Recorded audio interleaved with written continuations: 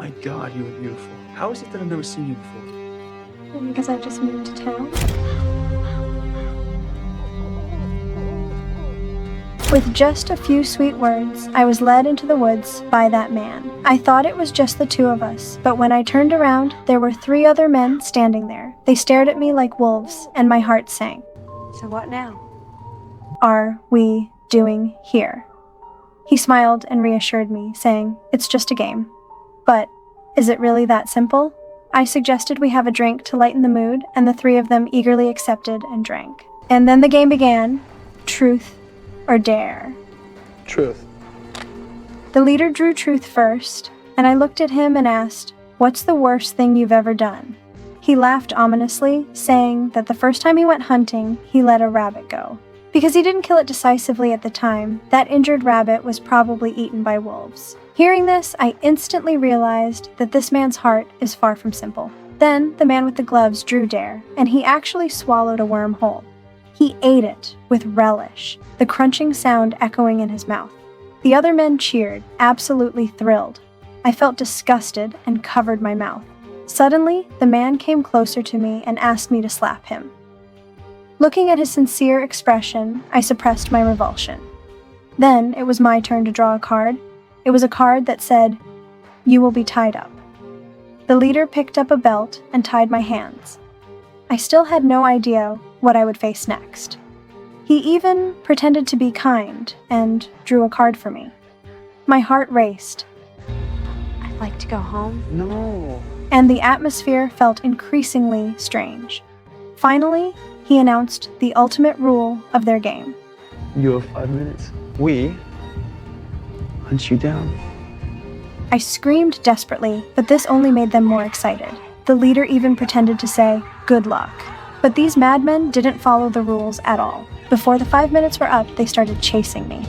After escaping the woods, I broke free from my restraints and immediately took off my heels, tying my hair into a ponytail. At that moment, my true identity was finally revealed. I am Veronica, a professionally trained agent. Since childhood, I've been under the personal tutelage of William, learning how to hunt. When I was 6, William placed a level 4 difficulty maze in front of me. He said, "Adults take 15 minutes to solve this." But I found the exit in just a few seconds. I saw his eyes change, as if reassessing me.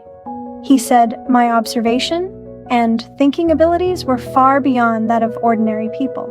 Then he gave me a more difficult question. He asked me to close my eyes and recall the first house I lived in. He asked, "How many steps does it take to walk from the door to the bedroom?" I silently counted with my fingers and said, 17 steps. He nodded and then asked, "How many steps from my bed to the bathroom?" I answered, 6 steps.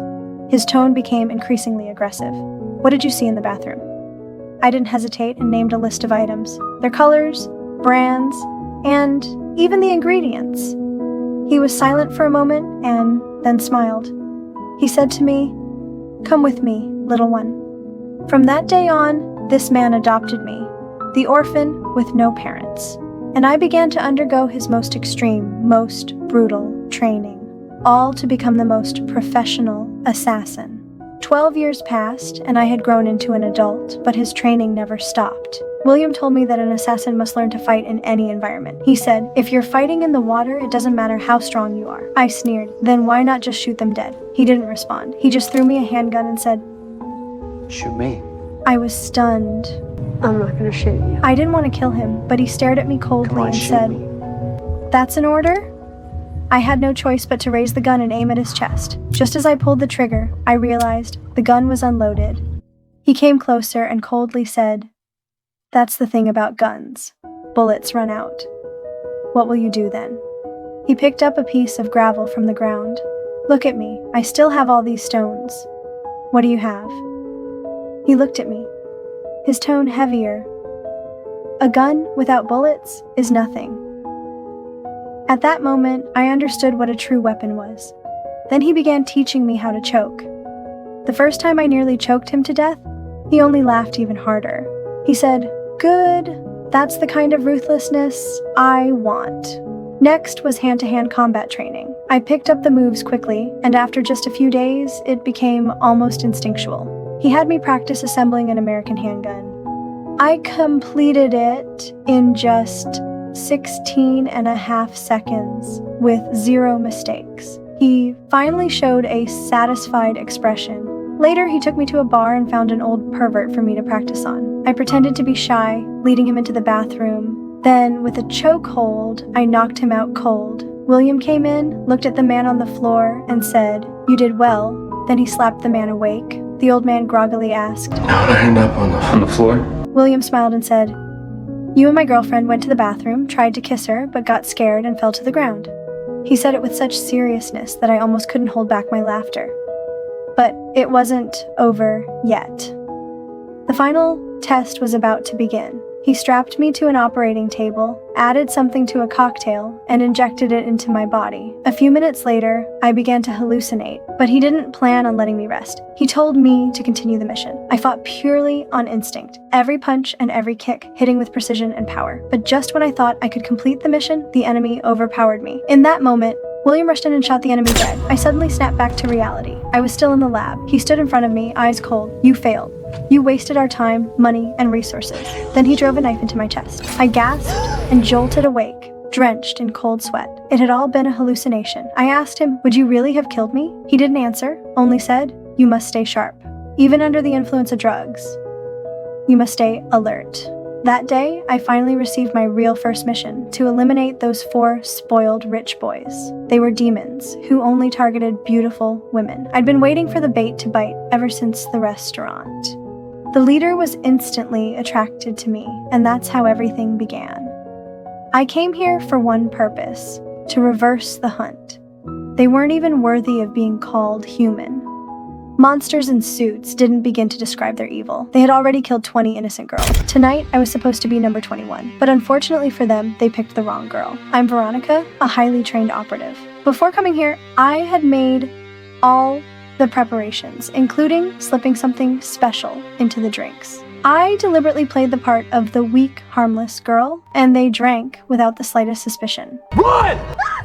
When the leader declared the beginning of the hunting game and gave me 5 minutes to run, my performance reached its peak, completely disarming those overconfident men. Once I escaped into the woods, I wiped away the eye drops from my face and snapped back into my true self.